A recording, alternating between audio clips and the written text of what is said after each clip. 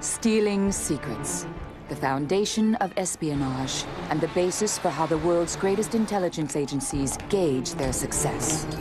Deeply buried within the classified files of the CIA and the KGB is evidence that secret spy operations have been run under cover of some of the world's most memorable events. Everyone saw him as this musical wizard who was going to replace the parlor piano in every American home with this magical instrument where supposedly all you had to do was wave your arms and create music. We now know that all of the time this was happening, he was secretly getting the documents and sending them to a Russian front organization.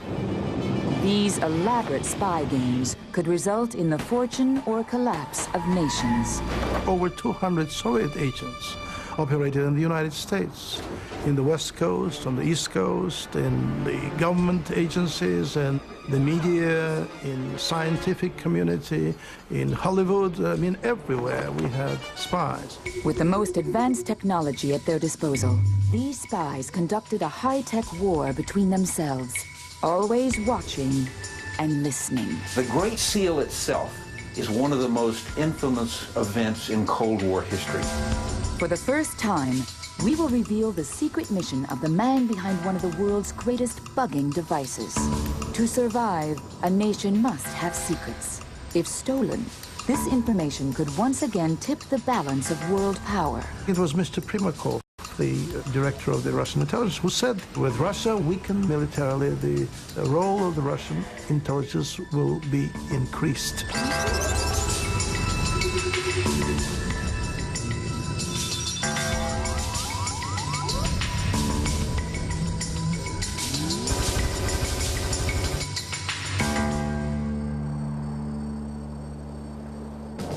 Throughout history, governments have been interested in knowing what their potential enemies are thinking and planning. Historically, before the advent of electronics, it was only the way you could do this was probably by eavesdropping. And historically, intelligence services would literally send people to stand near targets, to eavesdrop, to overhear them. Advancements in electronics allowed for smaller, more powerful listening and recording devices. As a result, spy organizations became more effective. Beginning in World War I, it was discovered that a simple microphone with 2 wires could be used to obtain speech. And for the first part of the century, from World War I up until World War II, most intelligence services did what we call hardwiring. They would simply wire a room with microphones, plant them in a wall or in the woodwork, leave a tiny pinhole opening for sound to get in, and then they would run these wires to an amplifier and they would be listened to or somehow recorded. And this was the state of the art, and it was very effective.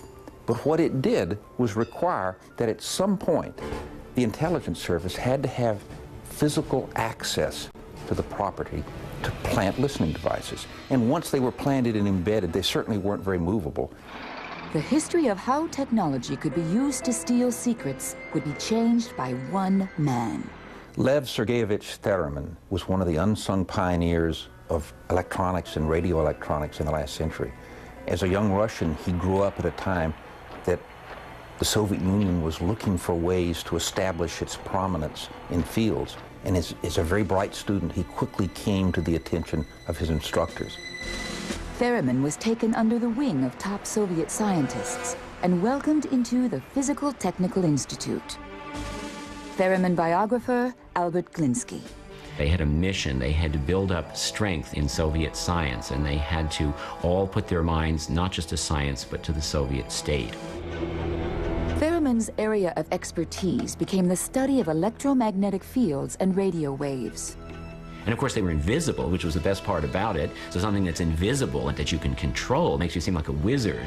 So of course he was prized by Soviet science very much at this point. In the late 1920s, he successfully installed a television set in the Kremlin that would allow visitors to be identified on a miniature television screen to gain entrance.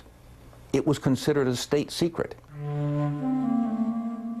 One of Theremin's other experiments with electromagnetic fields would lead to his most popular invention, as well as one of the greatest tools for stealing secrets ever devised. It was a little gas meter that he was supposed to measure the density of gases through electromagnetic waves. And he found when he moved his hand into the field, it would alter these electromagnetic fields and it would deflect a little needle. And then he made it whistle. He put a little tuned circuit, and that word tuned circuit, that term, is very important because that will come back later in his espionage devices. He would tune it and it would make a pitch, a whistling sound, and that would show if the whistling sound changed in pitch, became higher or lower sound, that would show whether the gas was expanding or contracting. He found that he could move his hand in and out of this electromagnetic field. Not only would it affect the gases, but it would also affect the sound. And Jaffa said, "You've got a musical instrument here." It would come to be known simply as the theremin. This is a theremin musical instrument. This is an RCA model built in 1929. There were only 500 of these production models made. And this instrument is accompanied here by a speaker, and this is a model of the kind of speaker that Leon Theremin himself used in the 1930s. So it comes from that sort of Art Deco period. This instrument works on the principle that the closer the hands are to the antennas, the more something is affected, and the farther away, the less something is affected.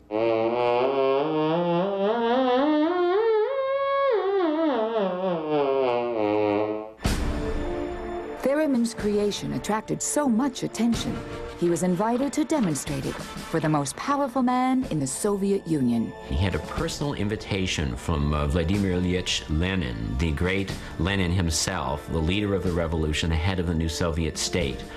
In 1922, Theremin was driven through the great gates of the Kremlin, and all sorts of security passes were cleared. So he brought his musical instrument and told Lenin will be here in a few minutes. And I can only imagine that Theremin was probably trembling in his boots to be even in proximity of this man. And Lenin looked with his gaze at Theremin and said, "What sort of magic have you prepared for us today?"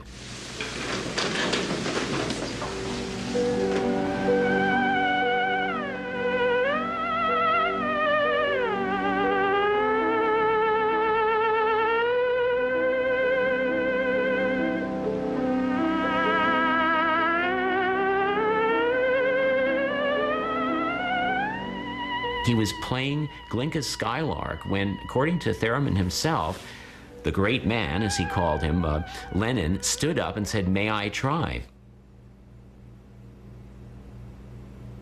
So Theremin stood behind Lenin, held Lenin's hands in his own hands, and manipulated him, showed him how to play Glinka's Skylark on this instrument, then let go, and claimed that Lenin actually concluded this piece of music on his own.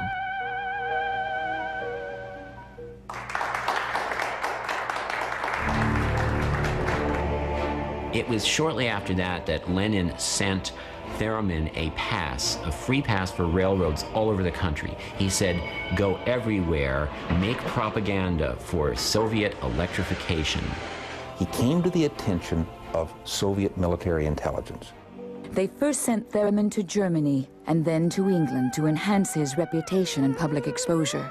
At the peak of his popularity, he was sent to the United States, where he would continue to astonish audiences with his musical instrument. His real mission? Gaining access to the U.S. Patent Office. While filing, Theremin was actually copying scientific and industrial patents and sending them to the Soviet Union. The truth that he was sent for the purposes of espionage has only recently been admitted by the KGB.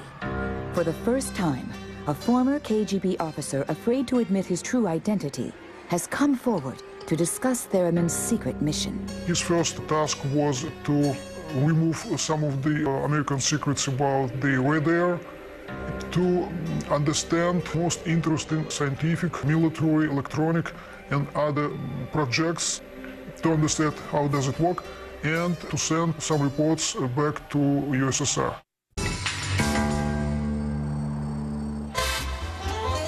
Unaware of Theremin's true intentions, New York's high society rolled out the red carpet days after his arrival. It was an incredible amount of publicity, but we now know that all of the time this was happening, he was secretly getting documents and sending them to a group called MTORG, the American Trading Company, which was a Russian front organization set up specifically to take intelligence on American scientific and industrial developments and get them back to Russia, where they were vitally needed to keep pace with Stalin's very aggressive plans. The Soviet Union was engaged heavily in espionage against the United States. In fact, the Soviets established espionage bases in this country well before World War II, while the United States had no spies in the USSR. Actually, in New York, they operated under the auspices of the Russian Trading Organization. Working secretly as a spy for Amtorg, Theremin continued to live in New York and enjoy his success for years. In 1934, however, events transpired in Russia that would ultimately lead to his removal from the United States. For the next 4 to 5 years, this would be a very troubled period in Russian history called the Purges. And at this point, Stalin would eliminate any of his rivals, and he literally decimated the leadership of his intelligence services and his military. And agents or officers that were stationed abroad were particularly suspicious because they had been exposed to the West. Theremin was finally recalled to Russia. He was able to leave on an Amtorg vessel, just a freighter, a Soviet freighter. It was very unromantic. The circumstances of Theremin's leaving New York in 1938 were very mysterious to all of his friends and colleagues in America at the time. They didn't understand what happened because, from their viewpoint, from one day to the next, he was gone. Once home, Theremin's luck took a turn for the worse. He was sent to Siberia in one of the KGB camp, but after a year, he was returned to Moscow. He wound up being one of the people who was sort of discovered or rediscovered and pulled out of the camps. And the reason for this was because the Soviets had lost so many of their top technical people, because they'd been sent to the camps, but then they'd been shot or they'd been murdered in some way as traitors or as saboteurs, and their best minds were gone. And now they were on the verge of being in a new world war, and they had no one. And eventually he was moved to what we call a sharashka. And a sharashka was a prison camp built around an institute. And among the very best minds on the outskirts of Moscow was a sharashka known as Kuchina. And here is where he put the best radio-electronic minds. While in the institution, Theremin was charged with developing a listening device that would allow the Soviets to monitor the residence of the U.S. ambassador to Moscow. One of Theremin's concepts was the idea that capacitance could detect the presence of a human body. But if it was correctly applied to a miniature tuned circuit, it could detect vibrations that would be caused by speech.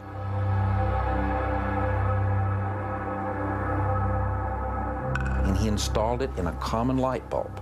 And the idea was the light bulb contained a miniature circuit. And as voices in the room reached the glass would vibrate slightly. And that vibration would alter the capacitance of the circuit.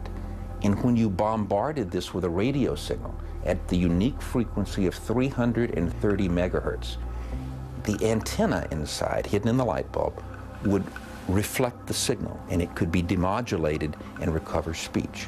And this was the beginning of one of the most extraordinary audio listening devices of the century. But the problem was, how do you get the light bulb in place? And they keep burning out, and it could be thrown away. So the challenge was, what else could it be applied to that would have more permanence? The Soviets devised a Trojan horse operation. Theremin's passive cavity resonator was hidden inside a carved wooden seal of the United States. It was presented to Ambassador Averell Harriman on July 4th, 1945. Soviet Boy Scouts came in and presented Averell Harriman with this wood carving of the Great Seal of the United States. And it went through the customary X-rays and all of this, and nothing was detected. And so Averell Harriman very proudly put this thing on his wall right behind his desk, and isn't this beautiful? Well, meanwhile, inside was this passive device. It had no batteries, so it couldn't be detected. It had no wires, obviously no electrical wires that were attached to anything, and it was not even activated unless the Soviets wanted to activate it with this external microwave beam, only at very select moments. This is an exact hand-carved replica of the Great Seal, and this is the size and color of what was presented for the office. Now, it was quite thicker, but this piece has been created to show what the inside would look like, showing the position of the passive cavity resonator. The heart of the whole system was the resonator itself. Now, this is a small model that shows the resonator. It was about the same size diameter of a U.S. quarter, 11/16 of an inch thick, and had this tiny 9-inch rod protruding down from it. The rod itself and a plate inside, in effect, became a miniature tuned circuit. As voice from the room would enter through a tiny pinhole in the face of the eagle, the voice would cause this metal plate to vibrate. And as it vibrated, it would change the capacitance of the circuit. And as the energy from the 330 megahertz signal would hit this, it would be reflected. And the receiver in the NKVD monitoring post would demodulate the signal and recover room speech. It required no batteries. Its lifespan was indefinite. And for 7 years, the most secret and intimate conversations in the ambassador's office immediately went to the NKVD and then to Beria and Stalin. It's still one of the most incredible listening devices ever built. Only a select few knew of this highly classified operation. It was only when a defector told the United States that they began to look for a bug. Well, in 1952, the State Department sent a team of audio experts and countermeasures experts to try to find what is the source of this leak. Now, traditionally, they realized that if a microphone was hidden, it could be connected to a transmitter and could literally be broadcasting a signal out. But if something's broadcasting, it's easier to detect.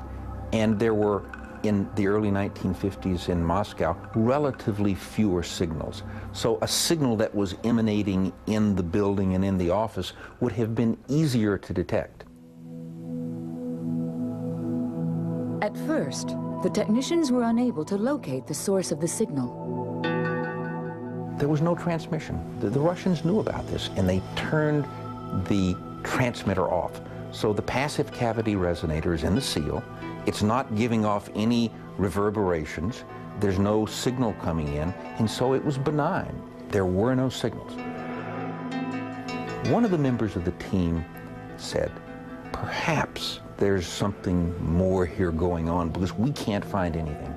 So they feigned leaving the office. 3 of the men left, but one of the people stayed, and he stayed on the floor. And he very quietly turned on his receiver and was able to detect, indeed, there was a signal. They couldn't tell what the signal was, but using an earlier version of a signal strength meter, he was able to trace that some form of an RF signal was indeed emanating from the wall, amazingly, right at the place that this carved Great Seal of the United States was mounted. Well, they took the seal off the wall, put it on the desk, and started hacking the wall to pieces, thinking that there were some wires or something in the wall there. And when that didn't seem to yield anything, then they went for the seal itself, and they started to hack that to pieces, and they found their prize. The discovery was a tremendous embarrassment for the United States. It was imperative that intelligence figure out how the device worked.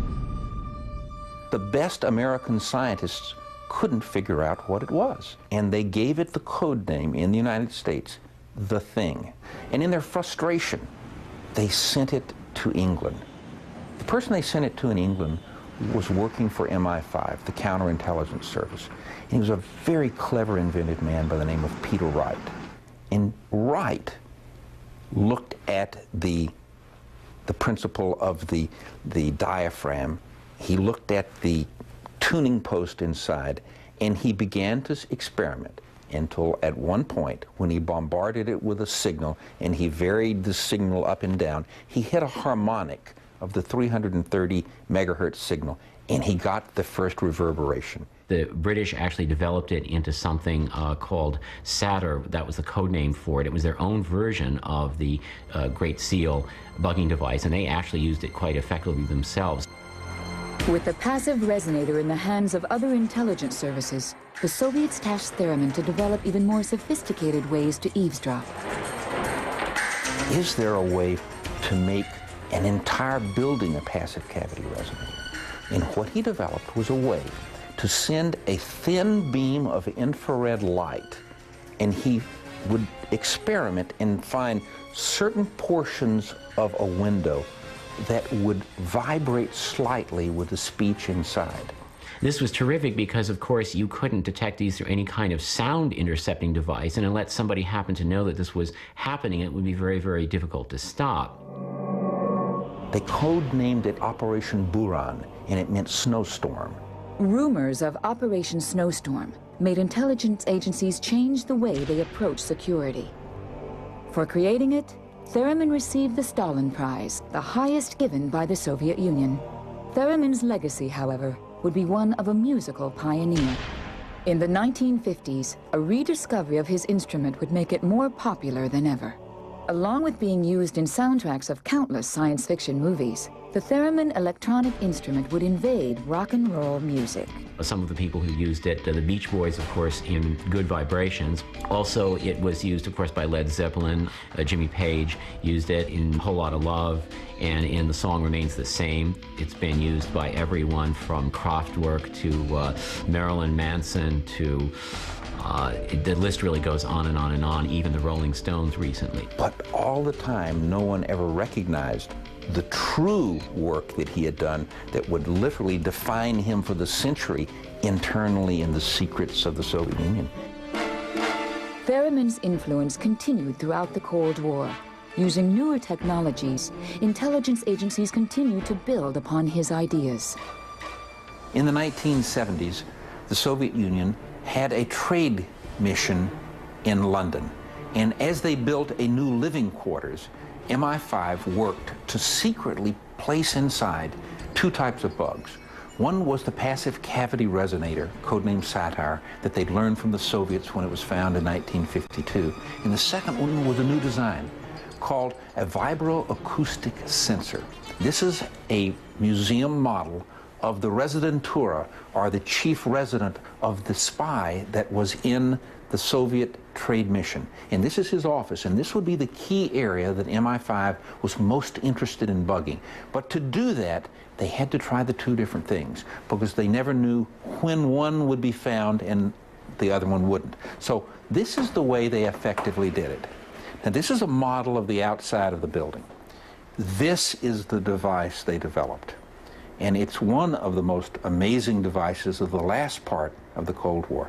This vibroacoustic sensor is molded inside the concrete when the pillars that form the foundation of the structure of the building are formed. And it snaps around a piece of vertical metal rebar that is the metal strengthening rods that are placed inside concrete.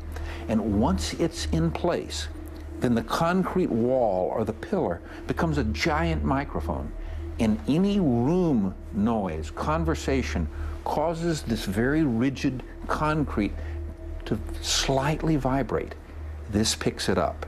And it's so effective, you can see in this model, with it planted here in the wall, you can effectively, by using microphones in different places, you can actually tune the sound to different parts of the room. This was one of the great secrets. But when the Russians finally found it, maybe they have the last laugh. While the Soviets preferred and relied heavily on human intelligence, we also used listening devices to provide classified information. In fact, planting these devices, one was perhaps number two method of operations of the Soviet intelligence.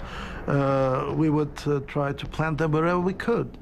Of course, in the former USSR or in Russia today, all foreign installations, embassies, and other offices would be targeted by the Soviet counterintelligence services with the sole purpose of planting a listening device.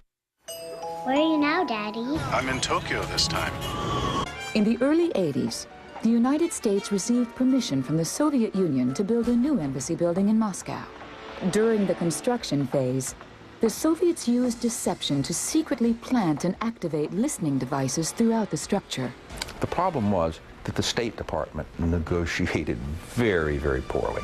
And when the construction began on the new embassy building, they allowed the Russians to construct modular components of the inner structure of the new embassy building off-site.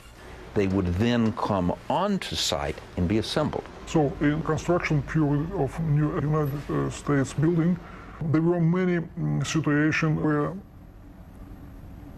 Soviet workers played a lot of games to distract US security staff.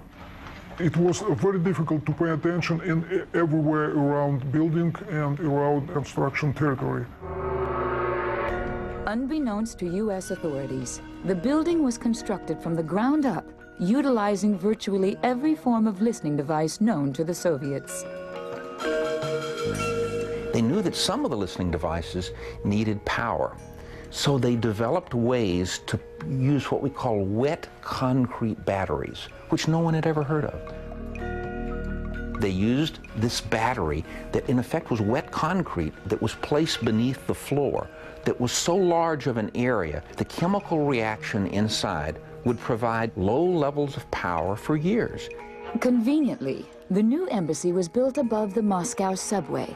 Passageways and catacombs below the building allowed the KGB to further infiltrate the structure. Monitoring posts were built underneath to record sound from the entire building. The new embassy building was literally considered a disaster, and it was finally recognized as such.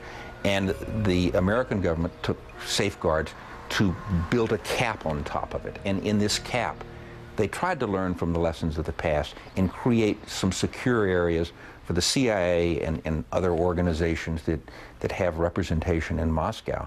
And to this day, no one knows if it's been successful, because you've got some very clever people on one side trying to bug a building, and you've got some very clever people on the other side trying to prevent it. As part of the agreement for a new U.S. embassy building in Moscow, the Soviets were granted permission to build a new embassy building in Washington, D.C. Western intelligence services said, if the Russians are going to plant bugging devices as we build our embassy in Moscow, well, the Western services are going to plant listening devices in the new Russian embassy as well. And as they applied Western technology and creativity, they developed listening devices that are somewhat amazing. One of the most unique listening devices was pre-built into a common cinder block, which was then planted in one of the buildings used by the Soviet guards. It was referred to as the drill bug. It was put where one of the sides of the cinder block faced to the inner wall of the room. After it had been built in place and put there, it remained dormant until, at a nearby listening post, a Western technician activated a switch. And at the time the switch was activated, it sent a signal to a tiny receiver in the cinder block. And what it did was activate an amazing device that was the combination of a mandrel. It contained on one leg a tiny drill. It could then pivot, and on the other one was a small listening device. And what it was trying to do was burrow its way out of this shell. And the drill would drill 1/100th of an inch. Stop, pull back, flip around, put in the microphone, move forward and listen.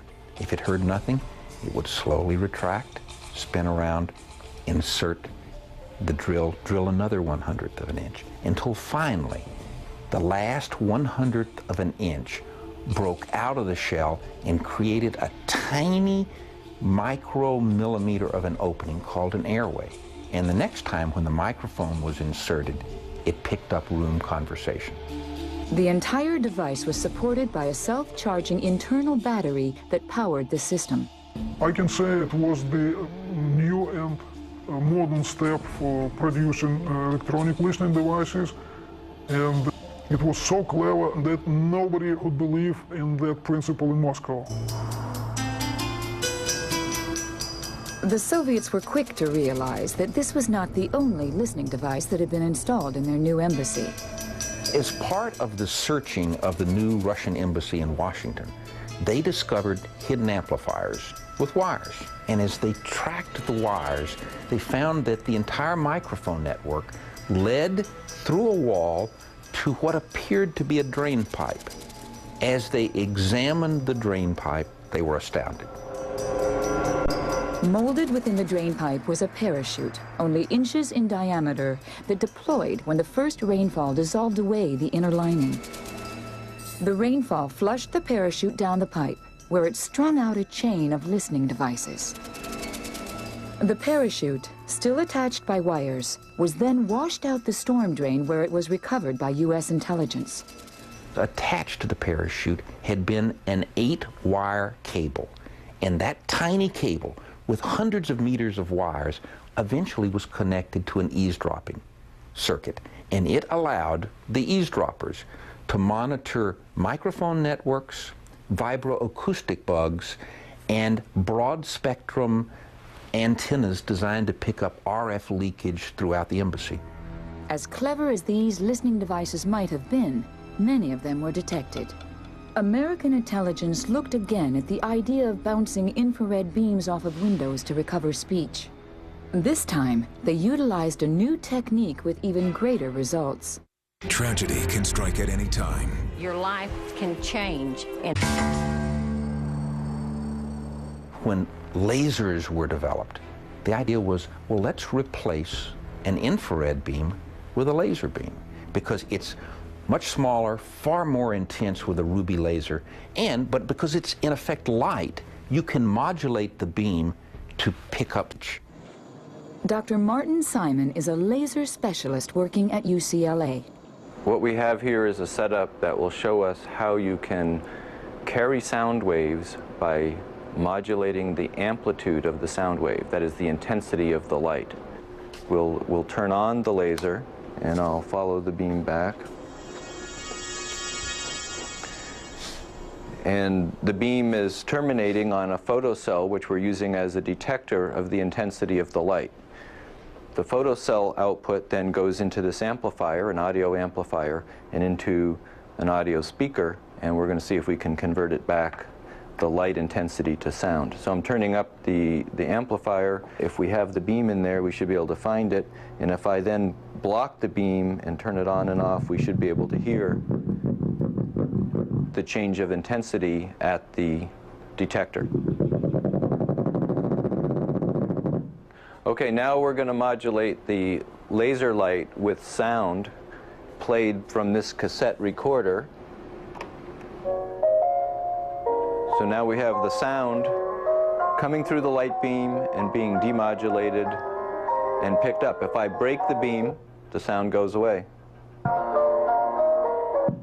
What the problem was, though, operationally, is when you would send a laser beam 100 yards, 200 yards, a half mile against a window, the light beam would bounce off just like a pool ball does when it hits the bumper. So one of the only effective ways was to try to be directly hitting the window straight on so you'd get a reflection back to you. Well, this was a limitation. But a very, very clever Western scientist remembered the principles of a prism. Scientists found that the distinct shape of a prism allows a laser beam to be reflected in specific locations. What we have here is a prism out of plastic. In normal cases, light will go right through a piece of plastic like this. You can see it traveling there. But if the angle is steep enough, all the light gets reflected inside the plastic and comes back, so that this prism is now acting like a mirror. If the prism was on a window and picking up vibrations of the window, say caused by someone speaking inside the room and vibrating the window, then the laser beam would then be modulated by the sound waves of the people in the room. American intelligence soon installed a miniature version of the prism inside a glass window destined for the Soviet embassy. You could be at an angle and shoot a laser beam at the window, but because of the prism, you'd hit the flat surface of the prism and you would reflect the signal back. So this eliminated the need to be directly dead on to a window. When the Soviet Union discovered the first window and saw this little miniature prism inside, it was difficult for them to understand what it was until they took the opportunity to hit it with a laser and saw exactly the reflective properties. This capability forced intelligence services to rethink the way they constructed their own buildings. When the CIA, for example, built the new headquarters building, it is literally a building built within an outer shell.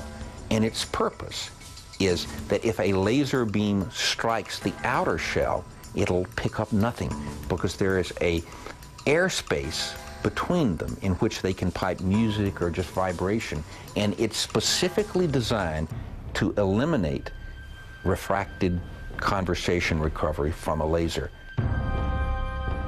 Audio bugs are not the only way spies steal secrets. Often people put on paper, visually, things that they don't verbally articulate.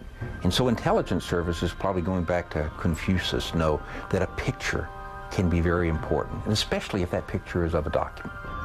Countless types of cameras have been designed for use by intelligence services. They have been used in many unorthodox manners. During World War I, British intelligence trained pigeons to fly over cities with cameras strapped to their body, a precursor to modern satellites. During the Cold War, American intelligence utilized many varieties of cameras to photograph Soviet documents. Many of them were commercial, but some were manufactured for specific operations. In the West, some very clever designers said that as photocopiers became ubiquitous, a photocopier is actually a camera. In 1965, American intelligence had the idea to modify one of the copy machines destined for the Soviet embassy in Washington. This copy unit used a hidden 8mm movie camera to copy frame by frame document which Soviet employees copied in Soviet building. When a document would be laid, a fraction of a second, when the light came on just before the scanning arm began to move, the movie camera would snap a single shot. And with ultra-thin base film, it could do thousands of photographs. The technique was so effective that with regular maintenance by an undercover agent posing as a copy repair expert, the camera remained operative for the life of the machine over 30 years.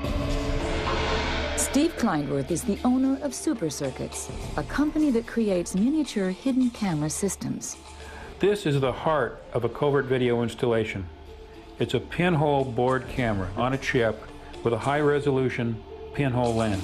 This is the type of technology that the spy agencies would have done anything for 20 years ago. Since the film camera had worked so well on the Soviet copy machine in the 60s, the Americans knew that video technology would make a similar operation even more effective. American intelligence, again, knowing that the consulate in San Francisco used a new copy machine, put the latest model camera device in it. Kleinworth demonstrated to us how miniature surveillance cameras could be used to steal secrets in a modern-day copy machine bug.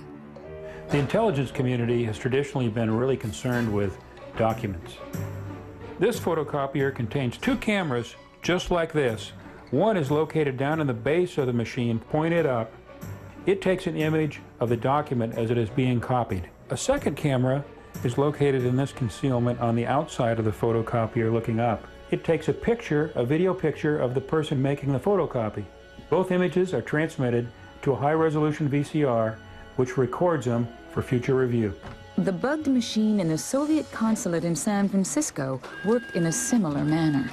Just before the scanning arm began to move, a tiny camera this time took an image digitized it, and sent it out by radio frequency, a signal, to a nearby monitoring post. And quickly, on the screen, literally appeared the same document that was being secretly copied. Modified video cameras inside the copy machine had perfected the secret stealing system. The age-old principles of stealing secrets, however, were overlooked. The first signal of interest of U.S. counterespionage and secret officers was identified as a visit of young women to Soviet building once upon a time. It was a young girl who started to be as a service specialist. The countermeasures people, the security team, noticed that the female technician that was servicing their copy machine seemed less professional and less knowledgeable than her predecessor. And so they began to think, was there something wrong with the copy machine? Now keep in mind, they were not aware of the earlier success in Washington with the camera, but they knew something was wrong with this suspicious machine because they had several copy machines, but this one woman was always the person that came out to service this one machine. Embassy security began to check on the identity of the copy repair woman. Calls were made to the company that serviced the machines. They had no record of anyone with her name as one of the employees. So to be safe, the KGB, the First Chief Directorate, had the machine totally removed and shipped to one of their centers. And they weighed the machine, and they compared the weight with the standard weight of another machine they had, and they found there was a tiny, tiny difference in the weight. Though the camera and the transmitter had been inserted, it weighed differently. No one had ever thought of weighing the machines to ensure they were the same.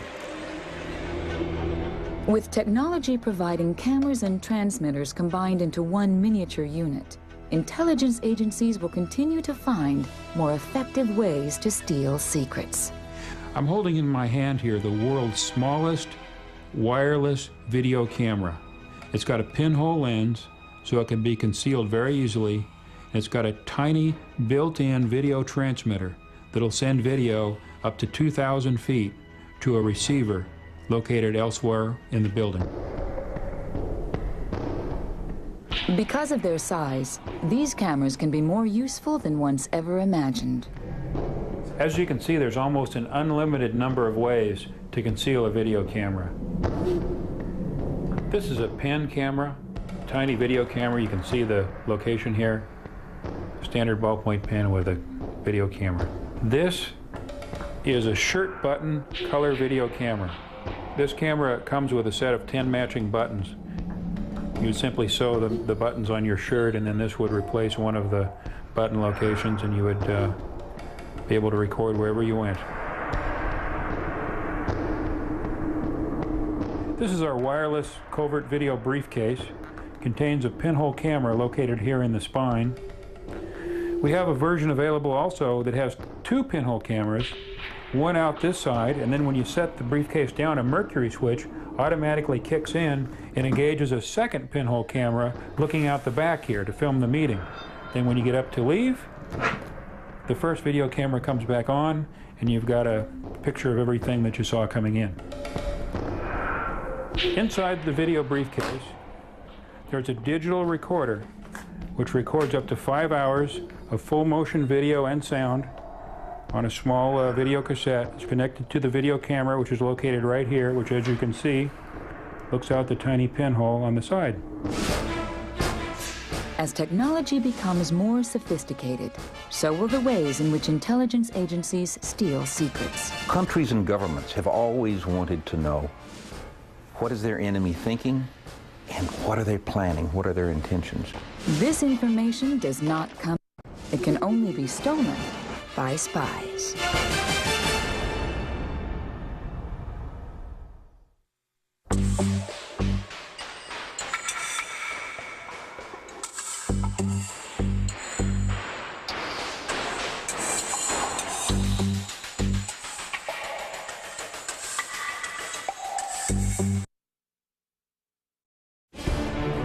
Stealing secrets.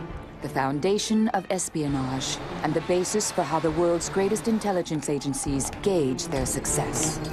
Deeply buried within the classified files of the CIA and the KGB is evidence that secret spy operations have been run under cover of some of the world's most memorable events. Everyone saw him as this musical wizard who was going to replace the parlor piano in every American home with this magical instrument where supposedly all you had to do was wave your arms and create music. We now know that all of the time this was happening, he was secretly getting the documents and sending them to a Russian front organization. These elaborate spy games could result in the fortune or collapse of nations. Over 200 Soviet agents operated in the United States, in the West Coast, on the East Coast, in the government agencies and the media, in the scientific community, in Hollywood. I mean, everywhere we had spies. With the most advanced technology at their disposal, these spies conducted a high-tech war between themselves, always watching and listening. The Great Seal itself is one of the most infamous events in Cold War history. For the first time, we will reveal the secret mission of the man behind one of the world's greatest bugging devices. To survive, a nation must have secrets. If stolen, this information could once again tip the balance of world power. It was Mr. Primakov, the director of the Russian intelligence, who said, with Russia weakened militarily, the role of the Russian intelligence will be increased. With 2 wires could be used to obtain speech. And for the first part of the century, from World War I up until World War II, most intelligence services did what we call hardwiring. They would simply wire a room with microphones, plant them in a wall or in the woodwork, leave a tiny pinhole opening for sound to get in, and then they would run these wires to an amplifier and they would be listened to or somehow recorded. And this was the state of the art, and it was very effective. But what it did was require that at some point the intelligence service had to have physical access to the property to plant listening devices. And once they were planted and embedded, they certainly weren't very movable. The history of how technology could be used to steal secrets would be changed by one man. Lev Sergeyevich Theremin was one of the unsung pioneers of electronics and radio electronics in the last century. As a young Russian, he grew up at a time that the Soviet Union was looking for ways to establish its prominence in fields. And as a very bright student, he quickly came to the attention of his instructors. Theremin was taken under the wing of top Soviet scientists and welcomed into the Physical Technical Institute. Theremin biographer Albert Glinsky. They had a mission. They had to build up strength in Soviet science, and they had to all put their minds not just to science, but to the Soviet state. Theremin's area of expertise became the study of electromagnetic fields and radio waves. And of course, they were invisible, which was the best part about it. So something that's invisible and that you can control makes you seem like a wizard. So.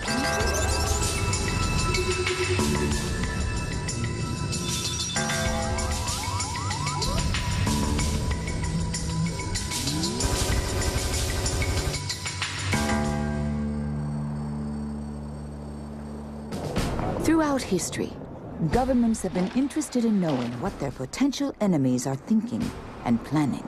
Historically, before the advent of electronics, it was only the way you could do this was probably by eavesdropping.